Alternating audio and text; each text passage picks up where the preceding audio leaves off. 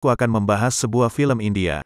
Sebuah film yang menceritakan kisah seorang pemuda yang paling kaya raya di India. Bagaimana kisahnya? Langsung kita ke filmnya.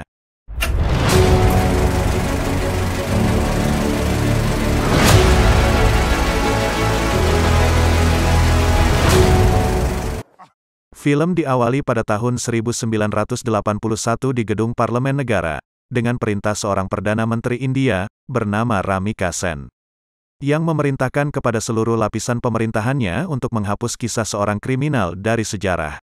Karena begitu kejamnya perbuatan yang dilakukan seseorang ini, serta mentandatangani surat perintah kepada pasukan militer untuk hukuman mati kepada seorang penjahat terbesar India.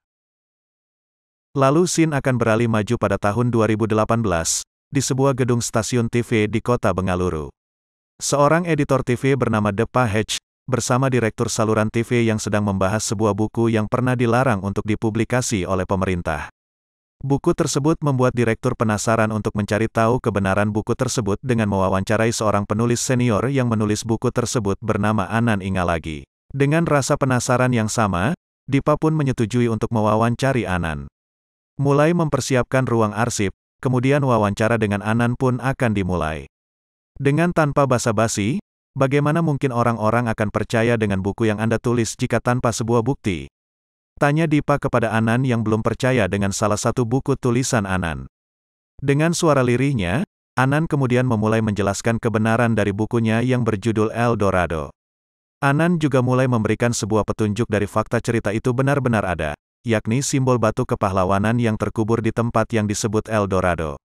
Karena rasa penasaran untuk mengungkapkan kebenaran dari cerita yang ditulis oleh Anand, Depa segera meminta untuk membuat tim penggalian, dan sesegera mungkin meminta tim penggaliannya untuk menuju tempat batu kepahlawanan yang diberitahu oleh Anand untuk detail tempatnya.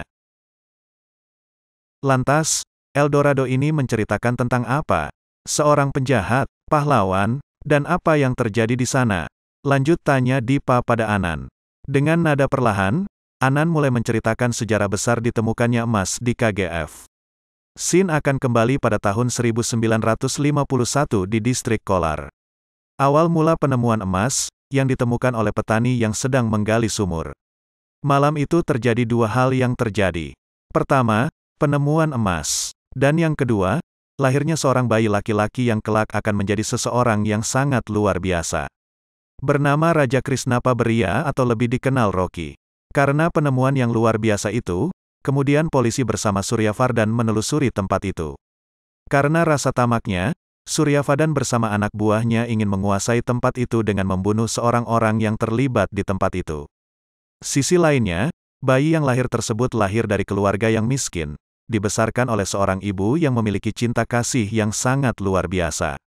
Namun 10 tahun kemudian, pada tahun 1961, Rocky harus menerima kenyataan, ditinggal oleh ibunya tanpa sepeser pun warisan. Hanya satu hal yang dia tinggalkan untuk putranya tersebut, yakni kata-kata terakhirnya. Meminta Rocky untuk berjanji agar kelak menjadi orang berkuasa dan kaya raya. Setelah kematian ibunya, Rocky memutuskan menuju ke kota Mumbai.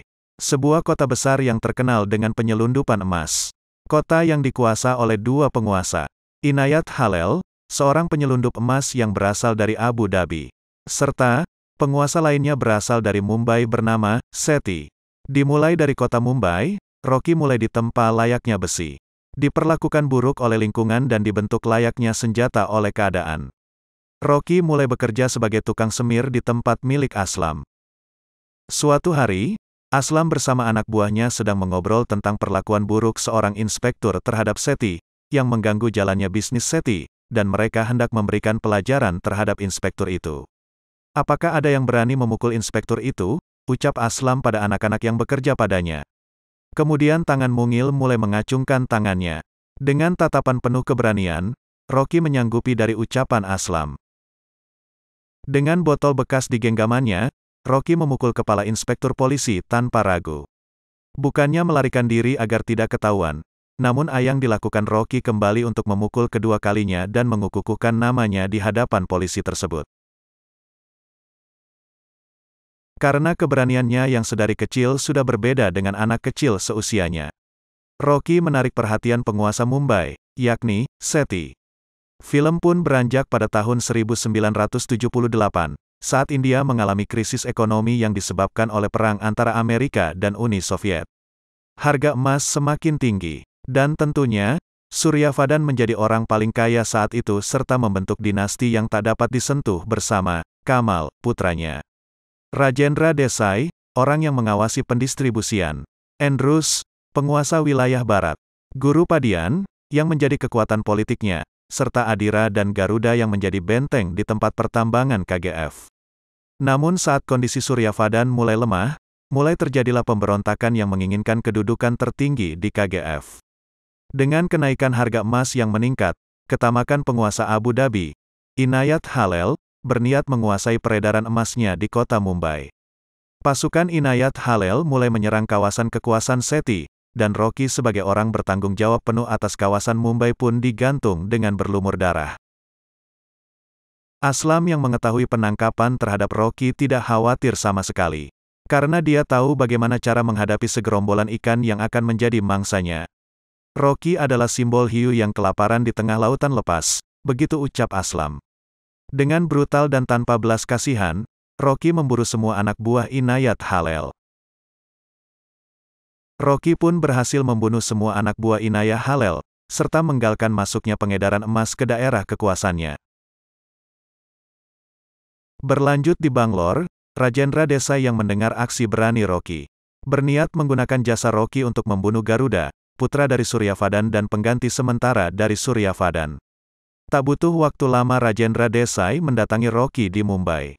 Kedatangan Rajendra Desai membuat Rocky terheran-heran karena penguasa Mumbai, Sethi, menundukkan kepalanya dan membusungkan badannya kepada Rajendra Desai. Yang artinya, Rajendra Desai adalah penguasa lainnya di atas Sethi. Dengan tawaran pekerjaan yang diberikan oleh Rajendra Desai, Rocky tak bisa menolaknya. Berangkatlah Rocky menuju Bengaluru, untuk mengetahui pekerjaan apa yang akan dilakukan oleh Rocky. Di tengah perjalanan, Rocky yang sedang di dalam taksi. Perjalanannya harus terhenti karena macetnya jalan karena keributan yang disebabkan oleh Putri Rajendra Desai bersama teman-temannya. Rocky pun mulai menghampiri biang kerok dari keributan itu. Seperti film Rajendra Desai, bernama Rina. Tanpa basa-basi, Rocky mengungkapkan isi hatinya. Namun karena Rina keberatan dengan apa yang dikatakan Rocky, Rina pun menyuruh temannya untuk memberikan Rocky pelajaran. Teman-teman Rina mungkin bukan lawan yang sebanding. Dengan mudahnya, Rocky menumbangkan teman-teman Rina. Kejadian yang mempermalukan Rina di tengah jalan itu didengar oleh Kamal, tunangan dari Rina. Kamal yang sangat jengkel, dia menyuruh anak buahnya untuk mencari tahu pelaku yang mempermalukan tunangannya.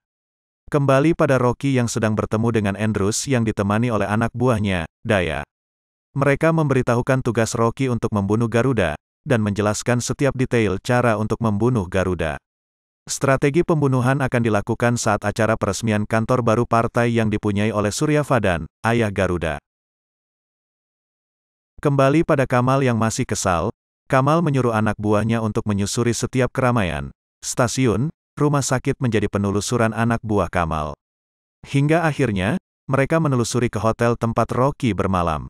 Rocky pun ditemukan, namun sekali lagi, dengan mudahnya mengalahkan semua anak buah Rina.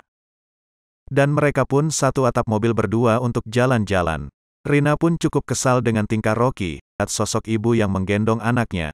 Sosok ibu miskin itu sedang kesusahan karena rotinya yang terjatuh di tengah jalan.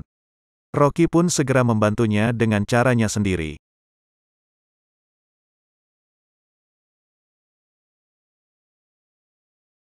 Saat setelah melanjutkan perjalanannya bersama Rina, mobilnya harus berhenti karena blokade iring-iringan mobil pengangkut emas yang melintas. Segera Rocky menyelidiki asal-muasal emas tersebut, dan meninggalkan Rina sendirian di dalam mobil, yang saat bersamaan datanglah Kamal bersama anak buahnya. Lalu pada tahun 1981, sedikit cerita kisahnya, bagaimana kisah Rocky menjadi pemimpin yang sangat ditakuti. Anand mewawancarai seorang yang mau menceritakan tentang Rocky. Narasumber itu menceritakan, betapa terkenalnya nama Rocky meskipun belum tahu siapa sosok Rocky itu. Kejadian itu terjadi saat di kantor polisi Bangaluru. Polisi yang tak tahu akan sosok Rocky, menahannya di kantor polisi karena melanggar peraturan lalu lintas. Namun dengan kekuasaannya, kantor polisi itu didatangi oleh anak buahnya dengan senjata lengkap. Bahkan helikopter pun mendatangi kantor polisi itu. Tentu kejadian itu membuat polisi itu tak berani berkata satu kata pun.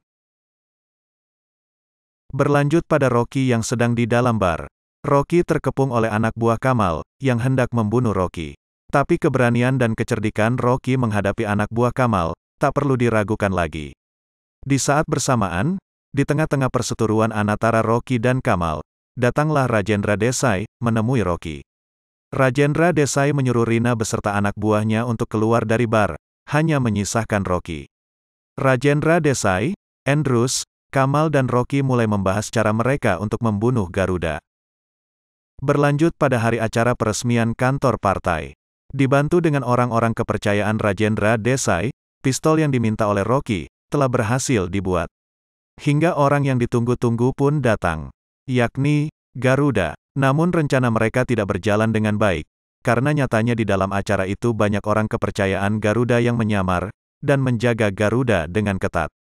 Pada hari itu, sekali lagi, Rocky melihat seseorang yang lebih besar daripada Rajendra Desai.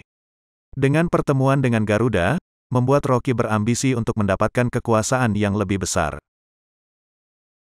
Dengan kegagalan rencana pembunuhan terhadap Garuda, membuat Rajendra Desai, Andrews dan Kamal jadi buruan dari Garuda. Mereka bertiga berencana melarikan diri ke luar negeri. Pikiran yang berbeda lahir dari Rocky. Dia sangat terpukul atas kegagalan rencananya. Rocky memutuskan untuk masuk ke dalam KGF atau El Dorado. Setelah mengetahui jalan satu-satunya untuk masuk, yang diberitahukan oleh Andrews, Rocky pun menuju ke tempat yang dikenal sebagai neraka. Dengan melewati penjagaan keamanan di tempat tambang itu, Rocky begitu mudahnya melumpuhkan penjagaan pertama pintu masuk area KGF. Akhirnya Rocky berhasil menyelundup masuk ke dalam truk yang memuat tahanan yang dipekerjakan di daerah tambang. Bersama pekerja paksa lainnya yang ketakutan untuk masuk ke dalam tempat yang dikenal sebagai neraka dunia itu, Rocky sesekali memerhatikan dan mempelajari setiap detail penjagaan dan rute dari area itu tanpa sedikit pun ketakutan terlihat di matanya. Di KGF, ada seorang yang menjadi penanggung jawab keamanan setiap pintu masuk, bernama Vanaram. Panglima kejam yang tak pernah berbelas kasih untuk setiap kesalahan pekerja tambang, sekalipun itu kecil. Rocky pun memasuki tempat neraka itu bersama pekerja paksa lainnya. Saat mereka masuk ke dalam, tak ada lagi pintu keluar dari tempat itu. Dari tengah perkampungan tempat tinggal pekerja paksa, Rocky dapat melihat istana kediaman Garuda yang begitu mewah. Lalu hari-hari berikutnya, Rocky bersama pekerja paksa lainnya melewati hari-hari dengan bekerja. Mereka bekerja sesekali disiksa oleh anak buah Varanam. Tak lupa, dengan membiasakan diri dengan pekerjaan di tempat itu, Rocky juga sesegera mungkin menggali setiap informasi tentang tempat yang terkenal kejam itu. Dan tentu tujuannya untuk membunuh Garuda. Pernah satu hari, Rocky melihat sendiri kekejaman yang dipengaruhi. Kejadian itu disaksikan oleh seluruh pekerja tambang tak terkecuali Rocky. Lalu mengapa Rocky diam saja? Rocky kali ini belum bisa berbuat banyak. Rocky masih bersabar untuk dapat membunuh Garuda di suatu hari. Hari demi hari dilalui Rocky untuk mencari tahu setiap sisi dan celah dari tempat itu. Hingga akhirnya dia berhasil menemukan peta, penunjuk jalan sekaligus celah dari tempat itu.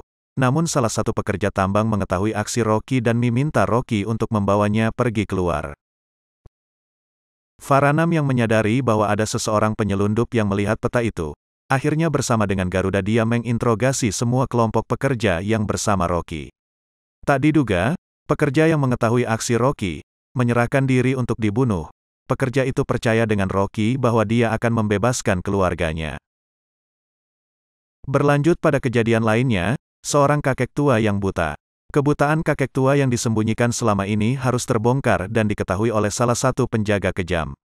Salah satu peraturan di pertambangan itu, akan membunuh pekerjanya yang cacat. Bahkan bati perempuan dilarang lahir di KGF. Karena kebutaan kakek itu terbongkar, akhirnya penjaga kejam, membawanya ke ruangan untuk mengeksekusinya. Apakah Rocky tetap akan diam? Kali ini Rocky tidak diam saja. Dia memulai aksinya untuk menyelamatkan kakek tersebut dari kejamnya penjaga di sana. Rocky secara diam-diam masuk ke dalam ruangan mereka mengeksekusi kakek buta itu. Dengan aksi yang cerdik, Rocky berhasil membunuh setiap penjaga kejam tersebut tanpa tersisa. Rocky bersama kakek buta pun keluar dengan selamat. Aksi Rocky pun menjadi harapan besar untuk pekerja tambang agar bebas dari tempat itu. Selain menjadi harapan, Rocky menjadi sosok satria yang dipuja-puja oleh semua pekerja. Malam harinya Rocky membakar semua mayat penjaga itu, dan menjadikan sebuah tanda bahwa Rocky siap untuk segera Garuda. Tanda itu ditujukan kepada Rajendra Desai, Andrews, Kamal beserta orang-orang kepercayaannya. Malam itu juga bertepatan dengan meninggalnya Suryavdan, ayah Garuda. Suryavdan mati dibunuh oleh anaknya sendiri, Virat, adik kandung dari Garuda. Keesokan harinya, semua pekerjaan diberhentikan sejenak. Mereka berkabung dan melakukan prosesi pemakaman ayah Garuda. Berlanjut pada malam hari, Garuda meminta untuk melakukan pemujaan dewa. Semua penjagaan diperketat, dan mereka juga memfokuskan penjagaannya pada Rocky. Nampaknya tak ada celah untuk Rocky mendekati Garuda. Prosesi pemujaan pun berlangsung, dengan dikorbankannya 3 tahan sebagai tumbal di pemujaan. Satu persatu, Garuda memenggal leher tahanan di depan dewa pemujaan yang terakhir saat giliran tahanan ketiga, Varanam sadar akan sesuatu hal. Yakni Rocky yang menyelinap dan menyamar menjadi tahanan ketiga. Tanpa membuang kesempatan, Rocky pun menebaskan pedang kepada Garuda. Garuda pun tewas di tangan Rocky. Di hadapan para pekerja tambang dan penjaga, dia mengukuhkan dirinya sebagai penguasa KGF. Lantas bagaimana dengan para penguasa lainnya? Apakah menerima Rocky sebagai pemegang kekuasaan di KGF? Baiklah, kita akan lanjut kisahnya di part kedua ya. Cukup sekian untuk film KGF kali ini. Jangan ketinggalan cerita berikutnya di KGF kedua ya. Kalau kalian ada kritik dan saran, silakan komen. Terima kasih buat yang sudah menonton. See ya!